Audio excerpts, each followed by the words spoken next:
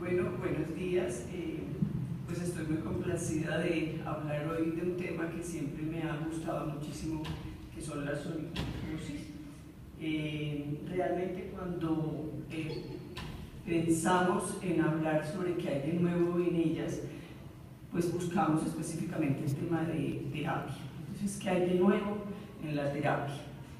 Vamos a analizar lo que hay de nuevo en la terapia sistémica y después nos quedamos definitivamente con la terapia tópica. Entonces, en la terapia sistémica tenemos drogas muy conocidas desde hace mucho tiempo, pero siempre sabemos que estamos en la búsqueda de nuevas posibilidades porque el tratamiento de ellas es bien difícil. Entonces, la terbinafina es muy recomendada para dermatofitos, el itraconazol es muy útil porque tiene amplio espectro, pero sin embargo le tenemos un poquito de miedo por sus interacciones y su daño hepático.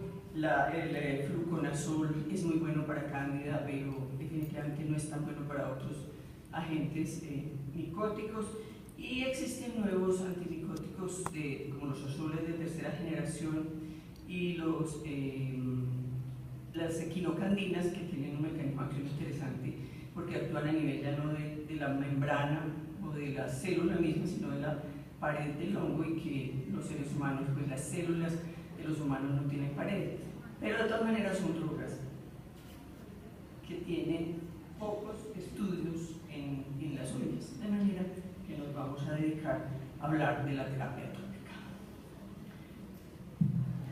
Los temas a tratar son qué hay de nuevo en ciclopiroxolamina, lefinaconazol como una molécula nueva bien interesante en solución al 10%, el tababorol al 5%, que es también una molécula diferente desde el punto de vista químico y que también está utilizada para el tratamiento tópico. Y finalmente veremos qué es el futuro, porque realmente las investigaciones están muy activas. De la monoterapia tópica, recordemos que está indicada según el grado de compromiso. Mientras podamos tener otras opciones y haya compromiso de la matriz, haya más del 60% del compromiso así sea distal, o haya agentes infecciosos que sean tratables con antimicóticos sistémicos, pues podemos escoger esta alternativa. Pero cuando se trata de agentes tan difíciles como los MOS, entre nosotros ya tenemos la evidencia de que están llegando a ocupar los primeros lugares, no como en la literatura inglesa, que nos hablan todo el tiempo de que los dermatofitos son el 90% de la causa, entre nosotros ellos son el 17% en un estudio que hicimos hace varios años en Medellín con 21.000, 23.000 muestras enviadas a un laboratorio de referencia, y encontramos que solo 17% eran dermatofitos, de manera que los MOS y las otras agentes o especies de cándidas no albicans están ocupando un lugar muy importante. Y hay que tener en cuenta también las condiciones del paciente, puesto que un paciente inmunosuprimido va a tener mucho más dificultad en responder al tratamiento tópico que una paciente inmunocompetente. Y ahora se habla mucho de la profilaxis de la terapia tópica. ¿Por qué hay tantas variaciones en los resultados? Porque cuando miramos un estudio in vitro es tan distinto a un estudio en vivo, porque cuando miramos estudio de uñas en las manos es tan distinto los resultados al tratamiento de la onicomicosis de uñas de los pies, por ejemplo. ¿Qué criterios de curación son muy importantes a tener en cuenta? Porque hay personas, investigadores, trabajos, que uno encuentra que cuando hay una mejoría mayor del 50%, eso se llama una mejoría marcada, pero tenemos muy claro que la FDA dice que curación clínica es cuando hay 0% de compromiso de la lámina, o sea, es demasiado estricto. Bueno, pues los autores en general se han puesto de acuerdo en que cuando una uña tiene un 90% o más de mejoría, se considera una curación clínica, porque puede haber mucho trauma en las uñas de los pies, estamos hablando específicamente de las uñas de los pies, y puede quedar secuelas que no sean borrables, pero claro, tiene que haber siempre la curación, la negativización micológica. También es diferente los resultados cuando alguien nos habla solo de dermatofitos, porque en realidad los dermatofitos en este momento son mucho más sensibles a la terapia que cuando hablamos de otras especies diferentes de cándida o cuando hablamos de mohos o dermatofitos. Y muy importante tener en cuenta ese tipo de estudios. Cuando alguien se embarca en la tarea de hacer un metaanálisis, se encuentra con la dificultad de que no son estudios prospectivos, multicéntricos, controlados y con una duración suficiente para poder dar realmente por hecho que hay una curación clínica. Entonces estas son las razones por las cuales, y también entonces hay que hacer un buen seguimiento, porque desafortunadamente al final del periodo de tratamiento un número importante de pacientes han respondido, pero también hasta el 50% recaen durante el primer año.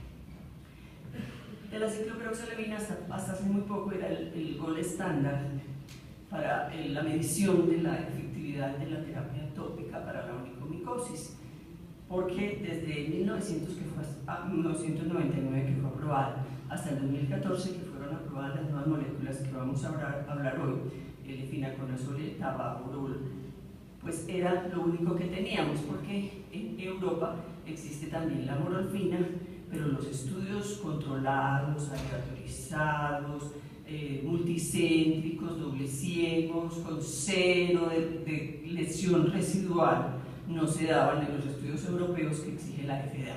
Por eso la amorolfina no fue nunca aprobada en Estados Unidos. Es una hidroxipiridona, una molécula que tiene un mecanismo de acción interesante y es a través de la inhibición de enzimas que dependen de moléculas de cationes trivalentes. Y tiene un efecto no solo antimicótico, sino que tiene efecto antibacteriano y efecto antiinflamatorio. Sin embargo, cuando miramos los estudios in vitro, uno encuentra que tiene una buena sensibilidad, ¿cierto? En la mayoría de los casos, en dermatofitos hay muy buena sensibilidad, levaduras hay muy buena sensibilidad, y aquí empezamos a tener problemas cuando hablamos de moho, porque miren que la aspergilloclavus es resistente y el fusarium tampoco es que sea muy sensible, digamos que resistente también. Entonces ya empezamos a pasar dificultades, y eso que los estudios in vitro son muy distintos a los estudios in vivo. Entonces vamos a mirar qué está pasando cuando miramos la realidad en el paciente, y es que la penetración de las sustancias en la uña es muy difícil. Entonces, dependiendo del vehículo va a haber más o menos penetración.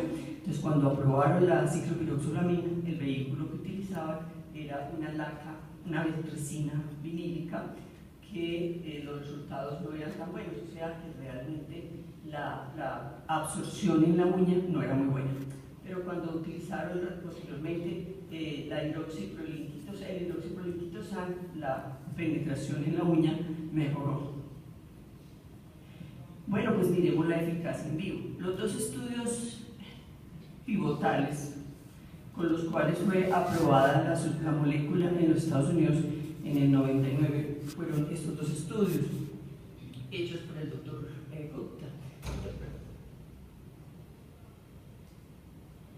Estos dos estudios, pues con todas esas características, fueron aleatorizados, doble ciegos, multicéntricos, con un número importante de pacientes y con controles, ¿cierto? Y los resultados no fueron muy buenos. La respuesta micológica tenía solo un 29% versus el 11% del vehículo, y la respuesta clínica con aquellos estándares tan estrictos de 0% de lesión residual en la uña, 5% de respuesta, muy poquita. Y el segundo estudio, también con los dos con los cuales fueron aprobados, fueron 36% de respuesta micológica y 8,5% de respuesta clínica. Miren esto, que al mismo tiempo que se presentaron estos estudios en los Estados Unidos, se presentaron estos estudios en Europa, pero entonces no eran estudios controlados, no tenían, no eran doble ciegos, sí eran multicéntricos, y realmente, y además de dermatofitos también lo emplearon para cándidas y otras especies diferentes de cándida, y la respuesta fue mejor. Entonces ahí es donde uno se da cuenta de la diferencia en los resultados. ¿Cuáles son las controversias con la ciclopiroxalamina?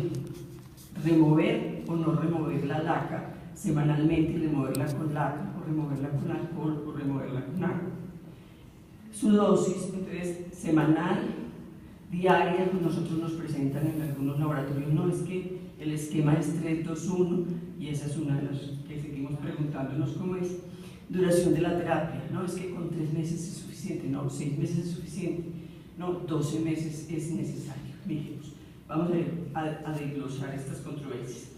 Y lo último, si requieren destruir la uña infectada, en esto quiero hacerles una aclaración, que la diferencia entre abulsión y desbridamiento. Entonces, hay abulsión cuando se llega hasta el lecho ungueal, esa es la definición de abulsión. Entonces vamos a tratar de responder estas preguntas con algunos estudios, pero realmente no son demasiados los estudios disponibles. Este es un estudio